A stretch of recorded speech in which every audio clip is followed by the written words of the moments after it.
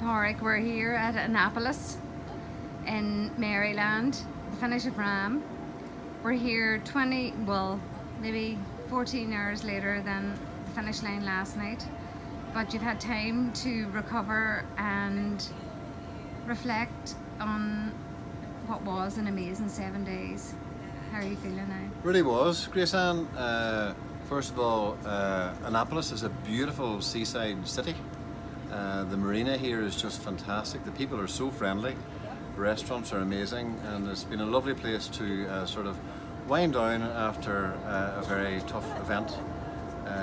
We had a really great time, and I think it'll take a lot longer than a day to digest all that we have achieved and gone through, but a very enjoyable experience all the same.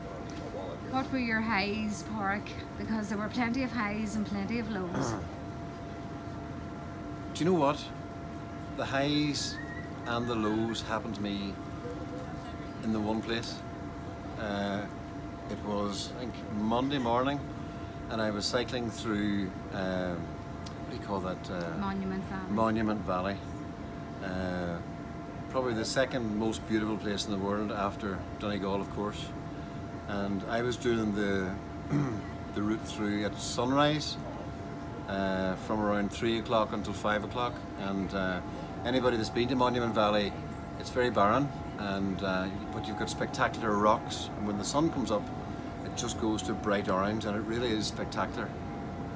And I was cycling through there. The wind was warm and it was a tailwind, and the road surface was perfect, so the speed was really high. You know, we were really flying through Monument Valley, and I just started to think, you know, how lucky I was to be there at that particular moment, and everything just seemed perfect.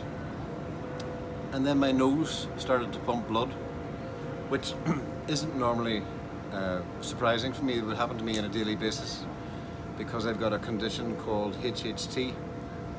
I would bleed daily, and a lot of my family members would bleed daily. So my friends and my family know about this, but a lot of other people don't know, and I just think that maybe this is a good opportunity to let people know that HHT is a bleeding disorder, and it's not just affecting Irish families, but people from all around the world. It was the reason my father died. He bled an awful lot in his latter years. My sister and her husband lost their 21-year-old son a few years ago to HHT, where he got a bleed in his lung and died very quickly. My daughter, Miva, has HHT and would bleed regularly. So I was thinking about that there, and I once saw this blood, and I just thought, you know, God, it was a worry that I had prior to this event, because I've never really cycled in this sort of heat before. I've never really pushed myself to this degree before. I haven't cycled in this sort of altitude before, and all that sort of pressure I thought would lead to some bleeding, and I bled most days. But thankfully it hasn't dulled my performance too much, because after a bleed it can leave you quite tired. But anyway, we got through that, and that was fine.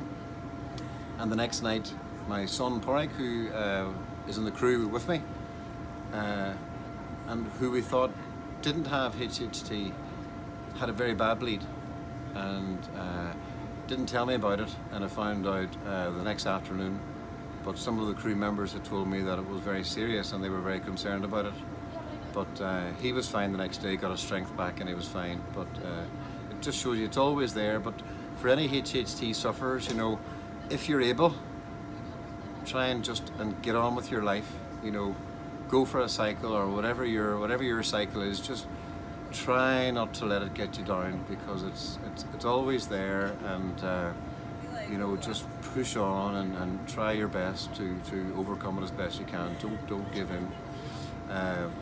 My nephew that died, his mother, my sister Dara, and her fabulous husband David have set up hht.org, and there's lots of information there on that for anybody who thinks that they might have the condition if they bleed a wee bit and they're concerned about it. And that's the wristbands there that we always wear to let people know about HHT.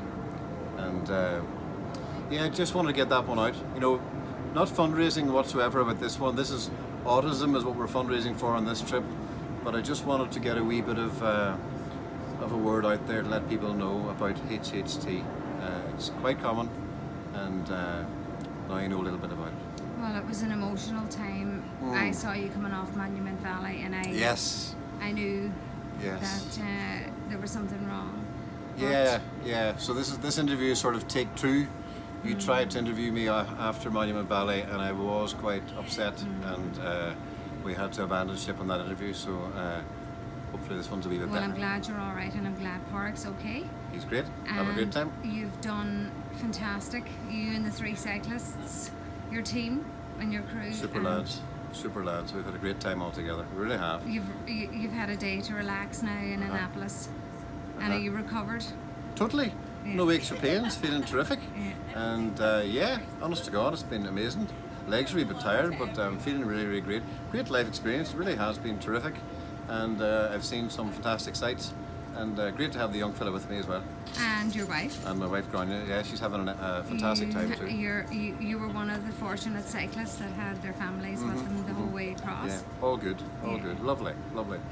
Okay, time. thanks, Park. Not at all. Thank Grace Ann, you. bye.